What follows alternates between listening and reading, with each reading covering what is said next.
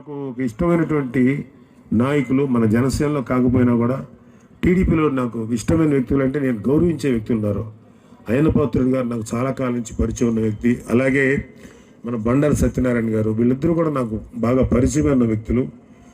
అంటే వైసీపీ దుర్మార్గాన్ని టీడీపీలో ఎవరన్నా గట్టిగా ఎండగట్టగలుగుతున్నారంటే వాళ్ళిద్దరే, మన సత్యనారాయణ గారు కానీ లేకపోతే అంతకంటే మించి అయ్యన్నపాత్రుడు గారు అలా మాట్లాడగలగాలి.